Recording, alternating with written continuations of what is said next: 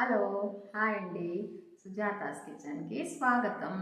ఈరోజు సుజాతాస్ కిచెన్లో ఒక హెల్తీ పాయసం అండి, కొబ్బరి పాలను ఉపయోగించి ఏ విధంగా తయారు చేయాలో చూద్దామండి. హెల్తీ పాయసం తయారు చేయడానికి నేను ఒక పెద్ద కొబ్బరికాయలో సగభాగాన్ని తీసుకున్నానండి. దాని నుంచి ఈ విధంగా కొబ్బరి పాలను తీసి పెట్టుకున్నాను. పాయసం తయారు చేయడానికి నేను ఒక గిన్నె పెట్టుకున్నానండి. దానిలోనికి మనం తీసి పెట్టుకున్న కొబ్బరి పాలను వేస్తున్నాను.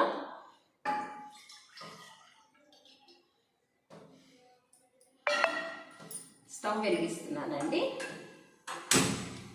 మనము ఈ కొబ్బరి పాలను బాగా మరగనివ్వాలండి. ముందుగా నేను ఈ గ్లాసుడు సగ్గు బియ్యాన్ని అండి 4 గంటల పాటు నేను దీనిని నానబెట్టుకున్నాను. ఈ సగ్గు బియ్యాన్ని మనము మరుగుతున్న కొబ్బరి పాలలో వేద్దామండి.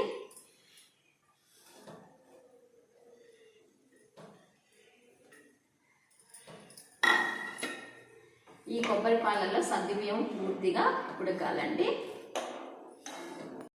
ఈ సగ్గుబియ్యం అండి ఈ కొబ్బరి పాలల్లో మెత్తగా ఉడికిపోవాలండి. అవసరమైతే మనం కొన్ని నీళ్లు కూడా కలుపుకోవచ్చు. సగ్గుబియ్యం సిమ్లో పెట్టానండి. స్టవ్ని నెమ్మదిగా ఉడుకుతున్నాయి. అది ఉడికే లోపల మనము ఒక 10 జీడిపప్పులు తీసుకున్నానండి. ఈ విధంగా ఒక 10 బాదం పప్పులు తీసుకున్నాను. వీటిని విడివిడిగా వేయిద్దామండి. స్టవ్ మీద ఒక బాండి పెట్టుకున్నానండి. స్టవ్ వెలిగిస్తున్నాను. గిన్నె కొంచెం వేడెక్కిన తర్వాత మనం వీటిని వేయించుకుందామండి. గిన్నె వేడెక్కిందండి. దీనిలోకి నేను ముందుగా జీడిపప్పును వేసి వేయిస్తున్నాను. జీడిపప్పు దోరగా వేగిపోయిందండి. దీన్ని నేను ఒక గిన్నెలోకి తీసుకుంటున్నాను. ఇప్పుడు బాదం పప్పుని నేను బాండీలో వేసుకుంటున్నానండి. వీటిని కూడా మనం దోరగా వేయించుకోవాలి. బాదం పప్పు దోరగా వేగిపోయిందండి. నేను స్టవ్ ఆఫ్ చేసేస్తున్నాను. వీటిని కూడా ఈ గిన్నెలోకి తీసుకుంటున్నానండి. ఈ వేయించిన జీడిపప్పు బాదం పప్పుల్లోకి నేను 8 యాలక్కాయలనండి తీసుకుని ఇందులో వేస్తున్నాను.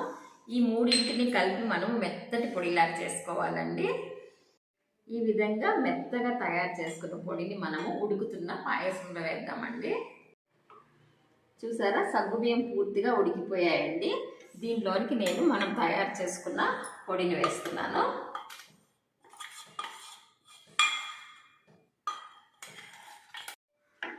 ఇప్పుడు ఈ పాయసంలోనికి నేను తురుముకున్న బెల్లాన్ని వేస్తున్నానండి. ఈ బెల్లానికి కొలత అనేది లేదండి, మీకు రుచికి తగినట్టుగా వేసుకోండి. ఈ బెల్లం వేసిన తర్వాత కొద్దిసేపు మనం పాయసాన్ని ఉడకనిద్దామండి. చూసారా, బెల్లం అంతా కరిగిపోయిందండి. మనకి పాయసం రెడీ అయిపోయింది. నేను స్టవ్ ఆఫ్ చేసేస్తున్నాను. దీనిలోనికి మనం కొద్దిగా కిస్మిస్ వేయించి వేద్దామండి. కిస్మిస్ వేయించడానికి ఒక బాండి పెట్టుకున్నానండి. స్టవ్ వెలిగిస్తున్నాను. దీనిలోనికి కొద్దిగా నెయ్యి వేస్తున్నానండి.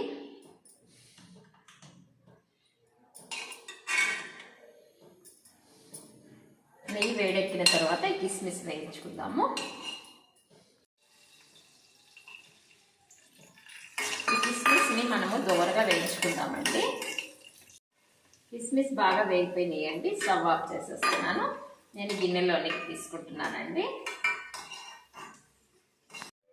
వేయించిన కిస్మిస్ని నేను పాయసంలో వేసేస్తున్నానండి.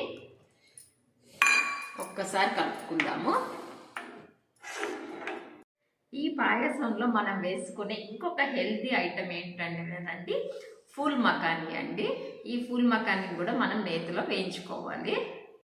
స్టవ్ వెలిగిస్తున్నానండి.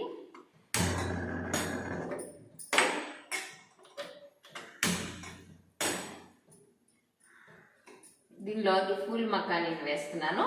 వీటిని కూడా దోరగా వేయించుకోవాలండి. ఫూల్ మకానీ దోరగా వేగిపోయాయండి. నేను స్టవ్ ఆఫ్ చేసేస్తున్నాను. దీనిని ఈ గిన్నెలోకి తీసుకుంటున్నానండి. ఫూల్ మకానీ ఈ విధంగా దోరగా వేయించుకున్నాం కదండి.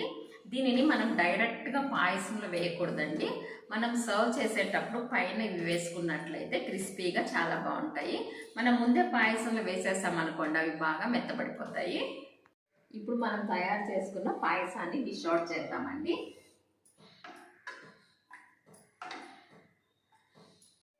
చూసారా ఎంతో ఆరోగ్యవంతమైన పాయసం రెడీ అయిందండి.